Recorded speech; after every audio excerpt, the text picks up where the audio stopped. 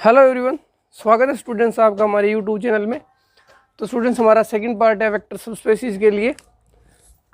तो first question, let V be the vector space of all polynomial in X degree less than equal टू 5। तो यहाँ पे क्या लिए हुए हैं सेट के अंदर पोलिनोमियल्स आ रहे हैं, ठीक है, जिनकी डिग्री 5 या 5 से कम है, और जो स्केलर्स आएंगे वो आ रहा है ओवर फील्ड क्यू, यानी कि रेशनल नंबर से इसके स्केलर्स जो आने वाले हैं। फिर है if F X belongs to V explain which of the following subspaces of V, यानी कि नीचे इसने क्या किया, इसके सबसेट बनाए, जो वेक्टर स्पेस दे रखा था उसमें से कुछ फंक्शंस उठाए हैं और उनके बारे में पूछ रहा है कि इस प्रॉपर्टी के साथ क्या वो वेक्टर सबस्पेस बनाएंगे। तो वेक्टर सबस्पेस में हमने एक तो आइडेंटिटी चेक करनी थी और एक लीनियरिटी चेक करनी थी गिवन कंडीशन के अंदर। या फिर पोलिनोमियल केस में मैंने बताया था कि थोड़ा सा कन्फ्यूजन होता है, तो ए एफ प्लस बी जी, जहाँ पे आप क्या करते हो एफ और जी आप फंक्शन उठाते हो, जो डब्ल्यू आपको सब स्पेस प्रूफ करने के लिए बोला जाएगा, और जो ए और बी होगा वो आप लोगे फील्ड में से। तो यहाँ है क्यू, रेशनल नंबर्स का फील्ड दिया हुआ है, तो ये फॉर ऑल के लिए होना चाहिए और ये भी आर्बिट्रेरी के लिए होना चाहिए। अगर ये जो सम है नया फंक्शन आता है, ये अगर बिलोंग कर जाता है जो आपको डब्ल्यू दिया हुआ है, तो आप क्या बोल देते हो कि वो वेक्टर सबस्पेस बनाएगा।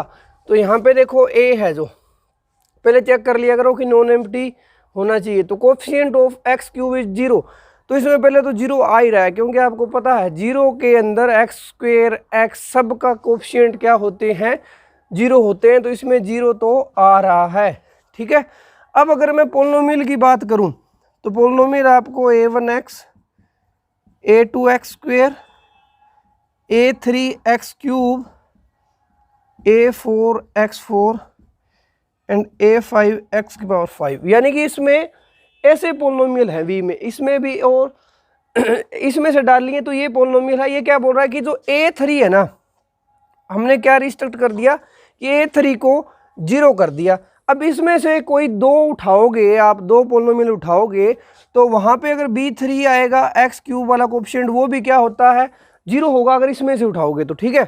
जब ऐड करते हो तो आप क्या करते हो जितनी पावर है उसके कोफिशिएंट को, जैसे एक्स क्यूब इनको ऐड करोगे तो जो कोफिशिएंट है वो ऐड होते हैं। अगर a3 और b3 एक्स क्यूब का इसमें भी और इसमें भी कोफिशिएंट अगर 0 है तो उनको ऐड करने के बाद भी 0 होगा। अगर स्केलर से मल्टीप्लाई करोगे तो पहले एक्स क्यूब का कोफिशिएंट 0 है तो बाद में भी 0 रहेगा, यानी कि ये वाली प्रॉपर्टी आपकी सेटिस्फाई हो जाएगी जब आप दो पोलिनोमियल उठाओगे जिसमें एक्स क्यूब का कोफिशिएंट 0 है। तो आपका जो नेक्स्ट पोलिनोमियल आएगा, जो नया एलिमेंट आएगा, वो भी आपका एक इस तरह का पोलिनोमियल होगा जिसमें आपका एक्स क्यूब का कोफिशिएंट क्या हो जाएगा स्टूडेंट, 0 हो जाएगा। तो ये वेक्टर स्पेस बनाएगा, वेक्टर सब स्पेस बनाएगा इसके लिए, ठीक है। फिर बात कर रहा है कि F X is a polynomial of degree less than equal टू 3। अब इसमें सारे पोलिनोमियल थे 5 या 5 से छोटे वाले, अब इसने रिस्ट्रिक्ट कर दिया। किसने क्या बोल दिया कि हम डिग्री के पोलिनोमियल कौन से लेंगे, जिसमें डिग्री 3 हो या 3 से कम हो, और 0 पोलिनोमियल, यानी कि 0 भी इसमें आ जाएगा, क्योंकि आपको पता है degree less than equal to to. एक बात और बताऊं मैं आपको, ध्यान रखना है हमेशा जब डिग्री की बात की जाएगी, चाहे आप वेक्टर स्पेस की बात करो चाहे वेक्टर सबस्पेस की बात करो, degree less than equal to ही होनी चाहिए। अगर डिग्री को एग्जैक्ट इक्वल बोल दिया किसी भी n के, तो आप कभी भी वेक्टर सबस्पेस नहीं बना पाओगे। जैसे कि यहीं पे आपको दे दिया जाता कि जो डिग्री है ना v की, वो है आपकी 5, कि हमने ऐसे पोलिनोमियल इकट्ठे कर रखे हैं जिनकी डिग्री एग्जैक्ट 5 है, तो इसमें 0 तो आ ही नहीं पाएगा, क्योंकि हमें पता है 0 की जो 0 पोलिनोमियल होता है उसकी डिग्री अनडिटरमाइन होती है। क्यों होती है, क्योंकि आपको पता है 0 को कोई बोलेगा इसकी डिग्री 2 है, तो हम क्या करेंगे 0 इंटू एक्स क्यूब लिख देंगे, कोई 3 बोलेगा तो 0 इंटू एक्स पावर 4 लिख देंगे, ठीक है। तो आप इसमें हायर पावर निकाल नहीं पाते, इसलिए बोलते हो इसमें आप डिटरमाइन नहीं कर सकते 0 पोलिनोमियल की। तो अगर एग्जैक्ट n की बात करेगा अदर देन 0 भी नहीं, 0 की डिग्री अनडिटरमाइन होती है तो 0 भी नहीं बोल सकते, ठीक है। कांस्टेंट होता है आपका डिग्री का पोलिनोमियल। तो यहाँ पे ध्यान रखना है एग्जैक्ट 5, 6, 7, 8 ये नहीं हो सकता, या डिग्री 0 का भी नहीं हो सकता, क्योंकि डिग्री 0 का बनेगा कांस्टेंट। कॉन्स्टेंट आपने डाल लिया तो नॉन जीरो वाला तो उसमें जीरो आएगा ही नहीं, ठीक है, ये ध्यान रखना आपने। तो ये बी वाला भी आपका फॉर्म कर देगा, क्योंकि डिग्री लेस देन इक्वल टू यहाँ तक आ जाएगा, ठीक है। जब दो पोलिनोमियल लोगे तो जो नया पोलिनोमियल आएगा, अगर आपने दो इस तरह की प्रॉपर्टी सेटिस्फाई करते उठाए हुए, बी नोट वाला ले लो,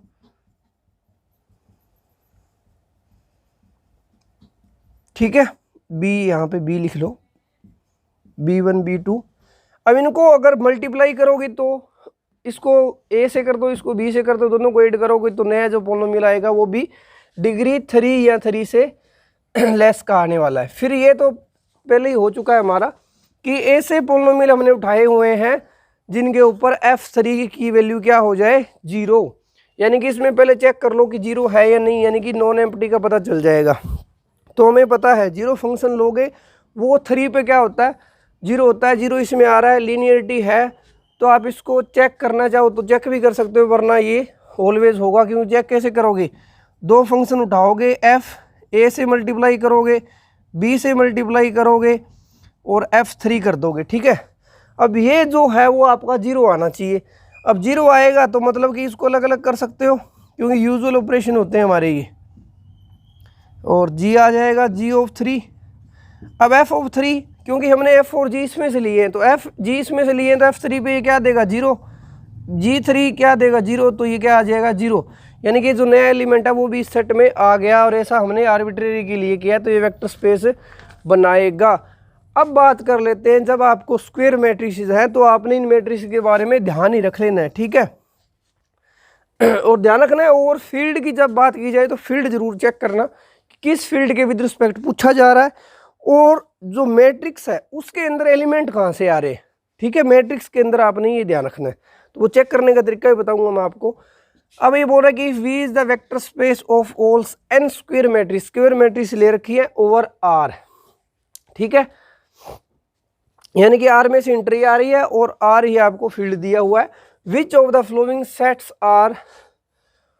of matrices are sub space of B, इसके लिए कौन सा मैं वो आपका सब स्पेस बनाएगा। तो सबसे पहले इसने दी हुई है all lower triangular matrices. Lower triangular matrices पता ही आपको कौन सी होती है। पहले तो ये सभी के सभी मैट्रिक्स स्क्वायर है, तो मैट्रिक्स स्क्वायर होनी चाहिए। स्क्वायर मैट्रिक्स होगी तो उसमें क्या होगा, प्रिंसिपल डायगोनल। प्रिंसिपल डायगोनल अगर लोअर की बात करते हैं तो नीचे ट्रायंगल बनेगी, इसमें ये ध्यान रखना। ऊपर वाले सारे एलिमेंट्स क्या हो जाते हैं इसमें 0। अगर अपर की बात करता है तो आपकी इसमें प्रिंसिपल डायगोनल के ऊपर नॉन जीरो एलिमेंट्स की क्या बनेगी, ट्रायंगल बनेगी, और नीचे सारे एलिमेंट्स क्या हो जाते हैं 0, ठीक है। अब दो लोअर ट्रायंगुलर या अपर ट्रायंगुलर या कोई भी ट्रायंगुलर मैट्रिक्स है उसको चाहे आप स्केलर के साथ मल्टीप्लाई करो, ठीक है। ए अगर आपकी लोअर ट्रायंगुलर है या अपर ट्रायंगुलर या ट्रायंगुलर की बात करते हो, अगर आप उसकी स्केलर के साथ मल्टीप्लाई करोगे तो उस पर कोई इफेक्ट नहीं होगा, स्केलर मल्टीप्लिकेशन सेटिस्फाई होगी, आप चेक करके देख सकते हो। क्योंकि किसी स्केलर से मल्टीप्लाई करने का मीनिंग क्या है, हर एक एलिमेंट के साथ मल्टीप्लाई करना। अब ये एलिमेंट 0 है तो ये तो 0 ही रहेंगे, ठीक है। कोई ऐसा स्केलर है ही नहीं जो 0 को कुछ और बना दे, ठीक है, तो ये ध्यान रखना है। इसी तरह से अगर आप A small A capital A plus B capital B, जहाँ पे ए और बी आपने क्या ले रखी है लोअर ट्रायंगुलर, ठीक है, ये लोअर ट्रायंगुलर है, ये लोअर ट्रायंगुलर है। जब ऐड होते हैं तो ऐड करने का तरीका क्या होता है, कोरस्पोंडिंग जो पोजीशन है एलिमेंट की मैट्रिक्स की उसी के अंदर ऐड होंगे। जब दो मैट्रिक्स आपने लोअर ट्रायंगुलर ले रखी है, मतलब कि ऊपर वाले उसमें भी 0 है इसमें भी 0 है, तो 0 ही रहेगा ना, ठीक है। तो जब दो 0 ऐड करोगे तो 0 ही आएगा, तो यहाँ पे भी आपका इफेक्ट नहीं होने वाला।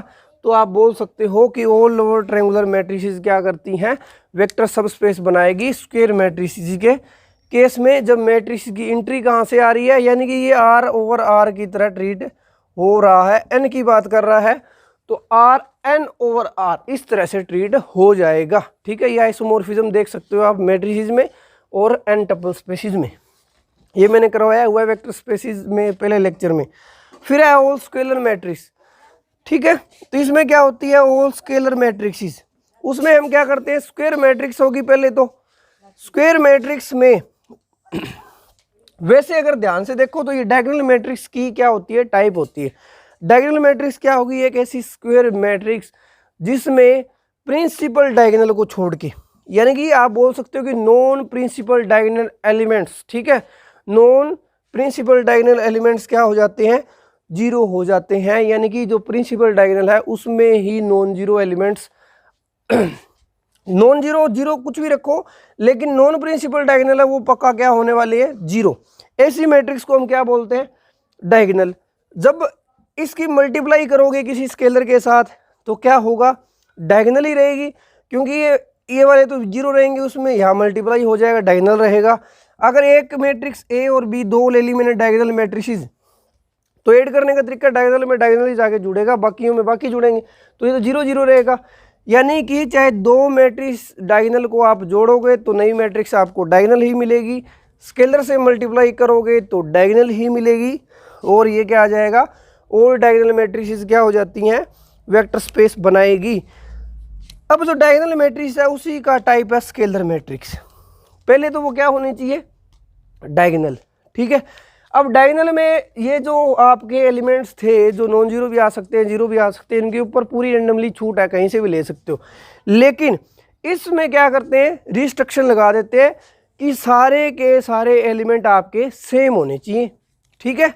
यानी कि अगर पहले ए बी सी 3x3 की ये मैट्रिक्स थी, इसमें छूट थी ए बी सी कुछ भी ले सकते हो, इसको स्केलर बनाना है तो आप सभी जगह डायगोनल की जगह क्या कर दोगे, ए एलिमेंट ही आपने लेना पड़ेगा, ये ध्यान रखना है, ठीक है। तो डायगोनल में ही हमने प्रूफ कर दिया कि दो मैट्रिक्स को जोड़ोगे डायगोनल को तो डायगोनल बनेगी, स्केलर के साथ मल्टीप्लाई करोगे तो स्केलर आएगा, ये तो टाइप है, ठीक है ना, एक तरह से टाइप है। तो ओवरऑल में कर दिया तो ये भी क्या हो जाएगा, आपका स्केलर मैट्रिक्स सब स्पेस बना देता है। इसी तरह से बात करते हैं सिंगुलर मैट्रिक्स, ये पहले ही आ चुका है, ये सब स्पेस नहीं बनाता, क्योंकि देखो सिंगुलर मैट्रिक्स का मीनिंग क्या है कि ए का डिटर्मिनेंट आपका जीरो है, ठीक है। अगर आप कोई दो मैट्रिसेस लेते हो ए और बी, इसमें से दोनों की दोनों सिंगुलर हैं तो उनका डिटर्मिनेंट क्या आएगा, जीरो। लेकिन कोई ज़रूरी नहीं कि ए प्लस बी का डिटर्मिनेंट इक्वल होता है, ये इक्वल नहीं होता, ठीक है। आप ऐसी मैट्रिक्स का एग्जांपल ले सकते हो जहाँ पे ए प्लस बी का डिटर्मिनेंट ऑफ ए और डिटर्मिनेंट ऑफ बी के बराबर नहीं होता, यानी कि लीनियर प्रॉपर्टी यहाँ पे सेटिस्फाई नहीं हुई, तो आप बोल दोगे सिंगुलर मैट्रिसेस का जो सेट होगा वो वेक्टर सबस्पेस नहीं बनाएगा। अब बात करते हैं सिमेट्रिक की। सिमेट्रिक देखो सीधा डायरेक्ट चेक कर लेते हैं, हमें पता है सिमेट्रिक मैट्रिक्स क्या होती है। अगर किसी एक स्क्वायर मैट्रिक्स होनी चाहिए पहले तो उसका ट्रांसपोज करते हो तो वही की वही मैट्रिक्स आ जानी चाहिए, ठीक है। अब देखो ये एक तरह का ऑपरेशन है, यानी कि कंडीशन दे दी, इन मैट्रिक्स के ऊपर कंडीशन आ रही है, इस कंडीशन को चेक कर लेते हैं क्या लीनियर है, क्योंकि हमें पता है जीरो तो इसमें आ रहा है, नॉन एम्प्टी तो है, क्योंकि जीरो का ट्रांसपोज करो जीरो ही आएगा, ठीक है। अब हम बात करते हैं जब दो मैट्रिक्स को जोड़ लेंगे तो ट्रांसपोज की प्रॉपर्टी क्या होती है, ए ट्रांसपोज बी ट्रांसपोज, और साथ में प्रॉपर्टी होती है के स्केलर की मल्टीप्लाई कर देते हो ट्रांसपोज के साथ तो के बाहर आ जाता है डायरेक्ट और ए ट्रांसपोज होता है, ठीक है। अब ध्यान से देखना, ये प्रॉपर्टी सेटिस्फाई करिए सिमेट्रिक में, लीनियर ये जो ऑपरेशन लगा वो लीनियर भी है, जीरो भी आ रहा है, यानी कि पक्का 100% श्योर बोल सकते हो कि ये स्क्वायर सिमेट्रिक मैट्रिसेस हैं, ये भी आपकी क्या बनाने वाली हैं, सब स्पेस बनाएगी। आप यहाँ भी देख सकते हो, यहाँ क्या हुआ, ए ट्रांसपोज ए ही आ जाएगा, तो के ए का ट्रांसपोज जो किया वो के ए आ गया, यानी कि ए तो क्या थी, सिमेट्रिक थी, उसके साथ कोई स्केलर मल्टीप्लाई करोगे वो भी सिमेट्रिक आ गई, यानी कि इसने स्केलर मल्टीप्लिकेशन सेटिस्फाई किया है। फिर अगर आपने दो मैट्रिक्स को ऐड किया और ये दोनों की दोनों क्या थी, सिमेट्रिक, हमने चेक किया कि ये जो ए प्लस बी है जो नई मैट्रिक्स वो क्या आएगी, तो हमें पता है ट्रांसपोज की property A transpose B transpose. अब ए और बी लिख दोगे यानी कि ए प्लस बी का ट्रांसपोज वही आ गया, यानी कि ए प्लस बी भी आपकी क्या हो जाएगी, सिमेट्रिक। तो आप इस तरह से चेक कर सकते हो, आप इनको याद रख सकते हो एक तरह से। फील्ड का ध्यान जरूर रखना है यहाँ पे, जब भी बात करोगे मैट्रिसेस की या पोलिनोमियल्स की, चाहे कहीं भी हो, आपने ध्यान रखना है मेनली कि इंट्रीज कहाँ से आ रही है, मैट्रिक्स के अंदर जो इंट्रीज है वो कहाँ से आ रही है और फील्ड कौन सी है, ठीक है। दोनों में डिफरेंस है, ये ध्यान रखना। ऐसे एग्जांपल है हमारे पास जहाँ फील्ड चेंज होगी तो चेंज हो जाता है वहाँ पे प्रोसीजर, ठीक है। चलिए नेक्स्ट पे चलते हैं। Next question student, which of the following subsets are subspaces of P. P जो कैपिटल है यहाँ पे वो इसने लिया हुआ है vector spaces of all real polynomial, जितने भी पॉसिबल हो सकते हैं, जितनी डिग्री जितने पोलिनोमियल आपके पॉसिबल हो सकते हैं ओवर आर, यानी कि रियल पोलिनोमियल है, ठीक है। जो वैल्यू आएगी उस पोलिनोमियल की जो पुट करने पे वो रियल आएगी, और जो कॉन्स्टेंट्स जो होते हैं स्केलर्स जो है वो आपके आर में से आ रहे हैं, यानी कि ये आर ओवर आर की तरह ट्रीट हो रहा होगा। अब इसमें सारे पोलिनोमियल है तो वो अलग देख लेना आप, ठीक है। इसमें वेक्टर स्पेस प्रूफ किया हुआ उसमें कि पोलिनोमियल के सेट कैसे किन ऑपरेशंस के विद रिस्पेक्ट आपका एडिशन और स्केलर मल्टीप्लिकेशन आप जानते हो पोलिनोमियल में कैसे होता है। पहला क्वेश्चन, ठीक है। पहले तो हम क्या करेंगे, देखो मैं बार बार बोल रहा हूँ प्रूफ कुछ नहीं करना, हमें नेगलेक्ट करने ऑप्शंस को, जो बच जाता है उसको प्रूफ करो तो ठीक है, वरना ऑप्शन तो उसने बनना ही है। और जीरो और लीनियरिटी से या कुछ मैक्सिमम में जीरो से ही आप नेगलेक्ट कर सकते हो, ठीक है। जैसे कि पहला ऑप्शन ए है, ये क्या बोल रहा है कि हमने इसमें ऐसे पोलिनोमियल रखे हैं जिनकी डिग्री एग्जैक्ट 4 है। ये देखो ये आगे उसी टाइप का क्वेश्चन है कि डिग्री एग्जैक्ट 4 रखा हुआ है, तो पहला क्वेश्चन यही बनता है क्या ये नॉन एम्प्टी है। तो उसके लिए हम, नॉन एम्प्टी तो है, इसमें आप 4 डिग्री के आप पोलिनोमियल ले सकते हो, चलो ठीक है नॉन एम्प्टी हो गया। अब इसमें चेक करेंगे जीरो है, अब जीरो इसमें आएगा, अगर जीरो इसमें आएगा तो ये क्या बोल रहा है, मतलब जीरो की डिग्री 4 होती है, लेकिन हमें पता है जीरो की डिग्री तो डिटरमाइन नहीं कर सकते, यानी कि भाई इसमें जीरो नहीं आ रहा। जो जीरो पोलिनोमियल, जब मैं बात करता हूँ जीरो की तो उसी सेट के अकॉर्डिंग होता है, ये ध्यान रखना। तो zero not belongs to this, तो अगर जीरो इसमें नहीं आया तो गड़बड़ हो जाएगी ना, तो वेक्टर सबस्पेस ही नहीं बनाएगा वो, ठीक है। तो जीरो नहीं आया तो इसको काट दो भाई। फिर बात कर रहे हैं कि ऐसे पोलिनोमियल ले लिए जिसकी degree greater than equal to कर दी, यहाँ पे एग्जैक्ट इक्वल बोला था, यहाँ पे क्या बोल दिया कि यहाँ तो 3 से बड़ी डिग्री का है या 3 के बराबर है। अब एक बात इसमें देखो, आप ऐसे पोलिनोमियल बहुत सारे रख सकते हो, नॉन एम्प्टी है, जीरो है इसमें, इसमें भी जीरो नहीं आ रहा। तो ये इंपॉर्टेंस है आपकी जीरो की, कि जीरो क्या मायने रखता है एग्जाम के अंदर। यहाँ पे भी जीरो नहीं आया, क्यों नहीं आया, क्योंकि इसमें पोलिनोमियल इसने वो डाल रखे हैं जिनकी डिग्री या तो 3 है या 3 से ज़्यादा है। 0 डिग्री की पोलिनोमियल की तो आप डिग्री डिफाइन नहीं कर सकते, ठीक है। तो इसमें भी जीरो नहीं आया तो कट कर दिया। चलिए जी इस पे चलते हैं, degree less than equal to 4 okay है, पहली कंडीशन हमें कोई प्रॉब्लम नहीं, बात बन सकती है, ठीक है। फिर है कि अब इसी को बोल दिया कि ये डिग्री 4 का तो है, लेकिन उसमें एक खास बात और रहेगी कि उसका अगर आप डेरिवेटिव करके 0 पुट करते हो तो 1 आएगा, तो नॉन एम्प्टी तो होगा ही होगा, हमेशा पोलिनोमियल बना लेंगे, ठीक है। लेकिन क्या इसमें 0 आएगा, अगर इसमें 0 आया तो इस प्रॉपर्टी को तो सेटिस्फाई कर गया कि उसकी डिग्री 4 या 4 से कम है, ठीक है, 0 तो आ गया इसमें। लेकिन क्या इसमें बोलोगे P-0 इज इक्वल टू 1, क्या 0 डिग्री पोलिनोमियल जो है, सॉरी 0 जो आपका पोलिनोमियल है, क्या उसको अगर आप डेरिवेटिव करो वो 0 पुट करने के बाद 1 दे दे, क्योंकि 0 तो खुद ही 0 है, तो उसका डेरिवेटिव करने के बाद क्या 1 दे देगा, ठीक है। तो इसने भी 0 को यहाँ से निकाल दिया, इसमें भी 0 नहीं है, देखो 0 से 3 ऑप्शन नेगलेक्ट हो गए, तो एक ही बचा है, नन ऑफ दीज ही होगा, ठीक है। नेक्स्ट पे चलते हैं, let L be the vector space of all bounded continuous real valued function defined on -1 से 1 पे, ठीक है। तो which of the following is subspaces of L over field R। L क्या बनाया है उसने, बाउंडेड फंक्शंस ले रखे हैं, रियल वैल्यूड फंक्शन, ठीक है। डोमेन जो है वो आपकी ये है, स्केलर्स जो आएंगे आपके R में से आएंगे, बात कर रहा है ये देखो फील्ड ओवर R, तो यही चेक करना है, यानी कि एक तरह से ट्रीट हो गया R ओवर R की तरह, ठीक है। रियल वैल्यूड फंक्शन कुछ भी हो सकते हैं, तो R ओवर R ये प्रूफ किया हुआ है, ये भी आप देख सकते हो। अब बात करते हैं रिस्ट्रिक्शंस लगा लगा के कोई सेट बनाए हैं, इसी के सब सेट बना के वहाँ चेक करना चाह रहा है कि क्या वो भी, अब देखो जब बात करोगे सब स्पेस की तो फील्ड तो वही रहेगी, ठीक है। तो पहला सेट, इसमें भी हम नेगलेक्ट वाला करेंगे। अब देखो F0 है, लीनियरिटी है, तो बनेगा वेक्टर सब स्पेस, तो यहाँ पे बनेगा, इतना तो हमें एक्सपीरियंस हो गया होगा, लेकिन हम ऑप्शन नेगलेक्ट से ही कर देंगे, ये बचेगा ही बचेगा, ठीक है। ये बोल रहा है कि ऐसे फंक्शंस ले लिए हैं जो 0 पे 0 नहीं आ रहे, क्या जीरो इसमें आएगा? अगर ये फंक्शन हमने ले लिए तो इसमें तो जीरो नहीं आएगा ना। क्यों नहीं आएगा? क्योंकि जीरो पे तो जीरो ही होता है, वो नॉन जीरो थोड़ी ना होता है। तो आप इसमें जीरो नहीं ले सकते, यानी नेगलेक्ट। फिर मैंने बोला था कि जब फंक्शन हो या कोई टप्पल की बात की जाए जहाँ पे less than equal to greater than equal to का साइन आ जाए तो वहाँ पे हमें क्या हो जाना है? चौकन्ना हो जाना है, यानी कि सारे के सारे क्या हैं? पॉजिटिव है। तो ऐसे में हम क्या कर सकते हैं? हमारे पास फील्ड क्या है? आर है, सेट ऑफ रियल नंबर्स है। ये एक फंक्शन मैंने उठाया जो क्या है? पॉजिटिव है या जीरो है, ठीक है।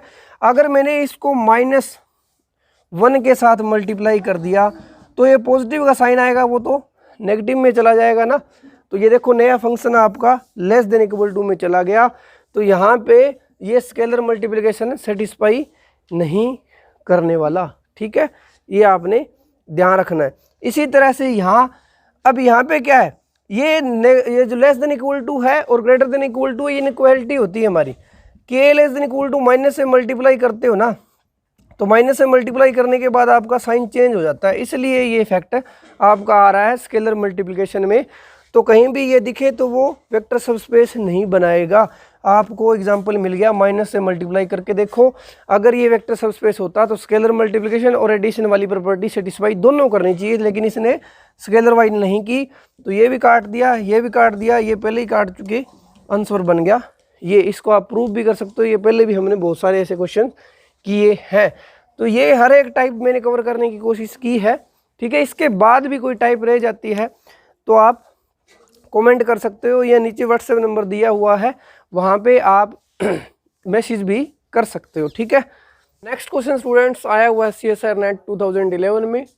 तो let M be the vector space of all 3x3 real matrices. Real matrices का सेट लिया हुआ है M, जिसमें 3x3 की मैट्रिसेस है। एक इसने स्पेशल अपनी मैट्रिक्स डिफाइन कर ली, ए कोई भी इसने फिक्स कर रखी है। फिर बोल रहा कि विच ऑफ द फ्लोइंग सब स्पेसिस ऑफ M के लिए कौन सा सब स्पेस बनाएगा। तो यहाँ पे वैसे जो वीडियो देखते आ रहे हैं शुरू से, वो तो डायरेक्ट इस क्वेश्चन को ऑप्शन देख के कर देंगे, क्योंकि जहाँ डिटर्मिनेंट की बात आ गई गड़बड़ होगी 100%, देखते ही इसको तो बाहर करो, ठीक है। क्योंकि जब बात डिटर्मिनेंट की हुई तो हमें पता है डिटर्मिनेंट क्या नहीं होता? लीनियर नहीं होता। तो इसको तो वैसे निकाल दो, चेक करेंगे ही नहीं। यहाँ ट्रेस आया हुआ है, जहाँ भी ट्रेस दिखे जीरो की बात हो, ये ध्यान रखना है। जब ट्रेस आपको स्पेशल जीरो दे दिया जाए, क्योंकि उसमें जीरो आ जाएगा, फिर लीनियरिटी चेक करेंगे। अगर जीरो ही नहीं आएगा तो वहाँ से ही हम उसको क्या कर देंगे? नेगलेक्ट कर देंगे। तो यहाँ पे ट्रेस जीरो है, जीरो की तो कोई प्रॉब्लम नहीं, जीरो इसमें आएगा, क्योंकि जब आपने एक्स देख करना है कि इसमें आएगा कि नहीं आएगा जीरो, क्योंकि एक्स को जब जीरो लोगे, एक के साथ मल्टीप्लाई करोगे तो जो जीरो मैट्रिक्स बन जाएगी उसका ट्रेस जीरो ही आएगा। अब ट्रेस क्या होता है? लीनियर, या आप चेक कर सकते हो। चेक कैसे करोगे ये बता देता हूँ। ये भी लीनियर है, इसको और इसको चेक करके दिखा देता हूँ मैं, ठीक है। तो पहले आप क्या करोगे? दो मैट्रिसेस आपने x1 और x2 ले ली, कहाँ से? M में से लेते हैं, जिसको आपने वेक्टर स्पेस प्रूफ करना है, ठीक है। और आपने क्या कर लिया साथ में? अब ax1, अगर ये M में है तो ax1 x1a, ax2 और x2a ये पक्का होगा, ये हमें गिवन है। अगर आप x1 x2 कहाँ से ले रहे हो?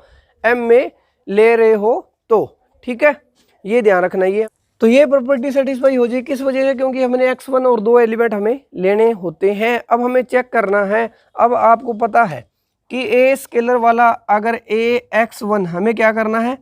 ax1 प्लस bx2, ये कहाँ जाना चाहिए?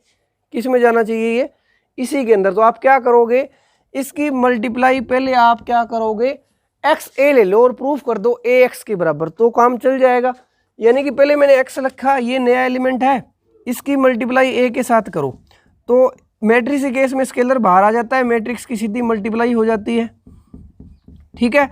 अब हमें पता है x1 और x2 जो है वो इसमें है m में, तो यहाँ पे आप रिप्लेस कर सकते हो आगे पीछे, ठीक है जी, ये ध्यान रखना, ये गिवन है।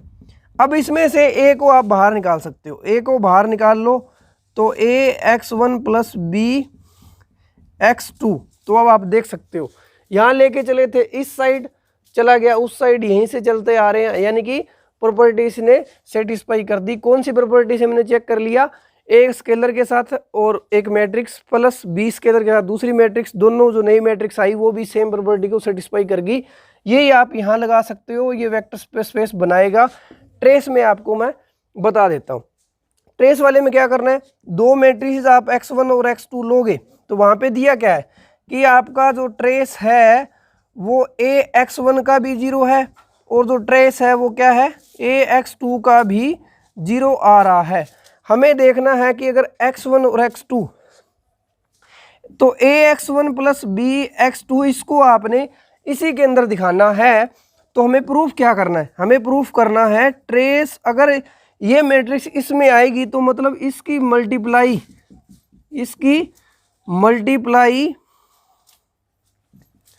ए के साथ करोगे, यही है ना, आगे ए है, ये ध्यान रखना। ट्रेस ऑफ ए की मल्टीप्लाई ये वाला, अब ये ओपन होगा, ट्रेस अंदर आप इसको लिख सकते हो ए बाहर ax1 प्लस बी बाहर ax2।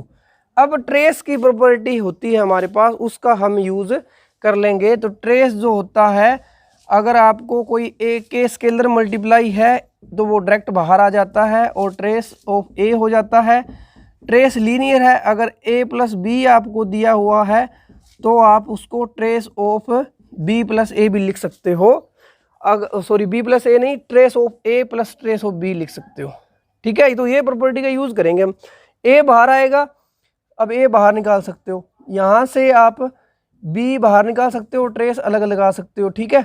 तो ट्रेस ऑफ ये x1 और ये x2 0 दिया हुआ है तो 0 प्लस 0 क्या आ गया, जो नई मैट्रिक्स आई थी ये वाली उसका ए के साथ मल्टीप्लाई करने के बाद, प्री मल्टीप्लाई करने के बाद ट्रेस क्या आ गया 0 आ गया। तो ये सेटिस्फाई हो गई। इसमें गड़बड़ कहाँ हो जाएगी, डिटरमिनेंट वाली प्रॉपर्टी में आप इक्वल टू को साइन नहीं लगा पाओगे, यानी कि आपको मैट्रिसेस मिल सकती हैं पक्का 100% निकाल लोगे। तो निकालें क्यों जब हमें पता ही चल रहा है गड़बड़ होगी, ठीक है। सेम इसको प्रूफ कर सकते हो। तो 3 ऑप्शन आपके आ जाएंगे। अब चलते हैं नेक्स्ट क्वेश्चन पे। नेक्स्ट क्वेश्चन स्टूडेंट्स हमने लिया गेट 2004 का, काफ़ी इंटरेस्टिंग क्वेश्चन है, काफ़ी कुछ इसमें कंसेप्ट आपके क्लियर हो जाएंगे, ठीक है। तो सेट आपको दिया हुआ है, ठीक है, और उसमें एलिमेंट्स कहाँ से लिए हुए, R2 में से ओवर R, ठीक है। R2 के अंदर मैंने आपको पहले बता दिया था कि कौन कौन से सब स्पेसिस की पॉसिबिलिटी होती है, लाइन पासिंग थ्रू ओरिजिन या फिर जीरो सब स्पेस या खुद R2 ही आपको नजर आएगा, उसके आइसोमॉर्फिक कोई आपको 2 डायमेंशनल वेक्टर सब स्पेस दिया होगा, ठीक है। तो ये क्या है, इसमें हम बना लेते हैं इसको डायग्रामेटिकली, बनाना इजी है क्योंकि डायग्राम से ये इजी होगा। यानी कि हमने ऐसे एक्स वाई टप्पल्स जो हैं वो पॉइंट्स उठाए हुए हैं जिसमें आप फर्स्ट और सेकंड टप्पल की मल्टीप्लाई करते हो तो वो क्या आए, या तो पॉजिटिव आए 0 आए, यानी कि एक तो पूरा का पूरा इसमें वाई एक्सिस आएगा कंप्लीट, ठीक है, एक्स एक्सिस कंप्लीट आएगा। अब दोनों पॉजिटिव करने के लिए मैं क्या करने, या तो दोनों नेगेटिव हो या दोनों पॉजिटिव हो, तो ये वाला इधर वाला रीजन आएगा, ठीक है जी, ये पूरा रीजन, और इस साइड वाला रीजन आ जाएगा क्योंकि इसमें एक्स और वाई दोनों क्या है, नेगेटिव हैं। तो अब ये बताओ क्या ये जीरो सब स्पेस है, नहीं है। क्या ये R2 है, नहीं है, ये बच गया। और क्या ये लाइन पासिंग थ्रू ओरिजिन है, नहीं है। तो मतलब कि ये वेक्टर सब स्पेस तो नहीं है, लेकिन ऑप्शंस के अंदर ऐसा पूछा नहीं हुआ है। इसमें जस्ट आप एक ऑप्शन नेग्लेक्ट कर सकते हो जिसमें इसने बोला है कि ये वेक्टर सब स्पेस बनाएगा, लेकिन हमें तो पता है नहीं बनाएगा, ठीक है जी। तो डायरेक्ट हमारा ऑप्शन नेग्लेक्ट कर दिया हमने। लेकिन अब पूछा रीजन कि इसका रीजन बताओ क्या है, तो इसमें 3 रीजन दिए हुए कि ये वेक्टर सब स्पेस नहीं बनाएगा क्योंकि every element does not have an inverse in V. Inverse की बात हो रही है तो एडिशन वाला इनवर्स है, क्यों नहीं मिल रहा है, एडिशन वाला इनवर्स मिल तो रहा है ना, ये इसका इनवर्स है, इसका इनवर्स ये आ जाएगा, इसका इनवर्स ये आ जाएगा, हर एक एलिमेंट का एडिटिव इनवर्स मिल तो रहा है, ठीक है। आप इधर कोई एलिमेंट उठाओगे 2 3 तो उसी का कोरस्पॉन्डिंग क्या होता है, ए का माइनस ए होता है ना, जो इनवर्स लेते हो, तो इसका ही नेगेटिव पार्ट इधर लिया हुआ है हमने, ठीक है। अब इधर वाले इधर के साथ कैंसिल हो जाएंगे, इधर वाले कैंसिल हो जाएंगे, तो ऐसा तो कुछ नहीं हो रहा। लेकिन ये क्या बोल रहा है कि does not have inverse in B, हमें तो मिल रहा है, ठीक है। तो ये इस तरह से डायग्रामेटिकली बड़ा इजी हो गया ये क्वेश्चन। वैसे आपको एग्जाम्पल सेट करना पड़ता, पता नहीं क्या क्या करना, ठीक है। फिर सी ऑप्शन है कि not a vector subspace R2 since it is not closed under multiplication. अब बात कर रहा है मल्टीप्लिकेशन की, स्केलर वाली। ये क्या बोल रहा है कि अगर आप x एलिमेंट कोई भी x इसमें क्या करोगे, एक्स वाई एलिमेंट उठाओगे, जब ऐसा रीजन पूछा जाए तो चेक करना बनता है, ठीक है। आपने कोई भी आर्बिट्रेरी क्या ले लिया, स्केलर ले लिया, कहीं भी ऑपरेशन डिफाइन नहीं हुए यानी कि यूजुअल है, तो ऑपरेशन होने के बाद क्या नजर आएगा, अल्फा एक्स और अल्फा वाई। अब ये जो नया एलिमेंट है वो इसमें ही जाएगा, स्केलर मल्टीप्लिकेशन सेटिस्फाई करेगा। कब, जब इन दोनों की मल्टीप्लाई क्या हो जाए स्टूडेंट्स, पॉजिटिव या जीरो। तो अल्फा एक्स की जब अल्फा वाई के साथ मल्टीप्लाई करोगे वो अल्फा स्क्वेयर एक्स वाई आएगा, यानी स्केलर वाला तो इसको डिफेक्ट करने वाला ही नहीं है, वो तो क्या होगा, पॉजिटिव होगा। कोई भी अल्फा लो, कोई फर्क ही नहीं पड़ता, और ये पहले ही हमें दिया ही हुआ है पॉजिटिव, ठीक है। तो अल्फा तो इफेक्ट करेगा ही नहीं, स्केलर मल्टीप्लिकेशन तो यहाँ पे सेटिस्फाई होगी ना, तो ये तो कैंसिल हो गए, ऑप्शन नेगलेक्ट हो गए। अब फोर्थ वाला अपने आप ही ट्रू हो जाएगा, इसको हम प्रूव भी कर सकते हैं। ये क्या बोल रहा है कि not a vector space R2 since it is not under closed under addition, यानी कि आपको दो एलिमेंट ऐसे कम से कम लेके आने हैं जिनको ऐड करो उसमें नया एलिमेंट आ ही नहीं रहा, क्योंकि अगर वेक्टर सबस्पेस बनाता तो वो क्या होता, उसके अंदर होता ना जो सम आता हर एक के लिए, ठीक है। तो हम दो एलिमेंट बनाते हैं, तो एक तो आप ले लो जी -2 और 0, ये ले सकते हो ना, पॉसिबिलिटी है आपके पास, यानी कि यहाँ से उठा सकते हो, जो है वहीं से उठाना है। तो मैंने उठाया यहाँ से, -2 0 यहाँ होगा कहीं, ठीक है। अब मैं क्या करना चाहता हूँ, जब ऐड करूँ तो मेरा गड़बड़ होना चाहिए यहाँ पे। तो यहाँ पे अगर मैं 1 ले लूँ, यहाँ पे भी 1 ले लूँ, ठीक है, क्योंकि मेरे को पता है 1 1 भी उठा सकता हूँ, इसमें होगा कहीं। ऐसा एलिमेंट मत उठाना जो यहाँ से और यहाँ से हो, फिर गड़बड़ है। आपने सब स्पेस के अंदर रहते हुए जो सेट है उसी में से लेने होते हैं, इसलिए मैंने डायग्राम बनाया था ताकि ये दिमाग में आए ही ना मेरे कि एलिमेंट मैं जब उठाऊं तो यहाँ से उठाऊं या लाइन से उठाऊं, जो मर्जी है, ठीक है। अब इनको ऐड करो भाई, इनको जब ऐड करोगे आएगा -1 और 1, ये देखो -2 + 1 -1, 0 में 1 ऐड किया 1, तो ये नया एलिमेंट आया है। नया एलिमेंट अगर ये इसी के अंदर होगा तो क्या होगा, एक्स वाई की मल्टीप्लाई पॉजिटिव या 0, ये तो क्या आ रही है, दोनों की मल्टीप्लाई -1 आ रही है, नेगेटिव आ गई। यानी कि आपने एक ऐसा एग्जाम्पल छोटा सा दिखा भी दिया और नोट वेक्टर एडिशन प्रूव भी कर दिया। तो इस तरह से अगर आप क्वेश्चंस करते हो, प्रैक्टिस करते हो, तो वहाँ पे आपको बिल्कुल भी प्रॉब्लम क्रिएट नहीं होगी। काफ़ी इंटरेस्टिंग क्वेश्चन था, गेट 2004 में पूछा हुआ है, सीधा नहीं पूछा हुआ था, एक ऑप्शन नेगलेक्ट हो रहा था, 3 को देखना पड़ रहा था, ठीक है। अगर डायग्रामेटिकली करते हैं तो इजी हो रहा है ये, ठीक है। तो इस तरह से हम सारी टाइप्स कवर कर चुके हैं।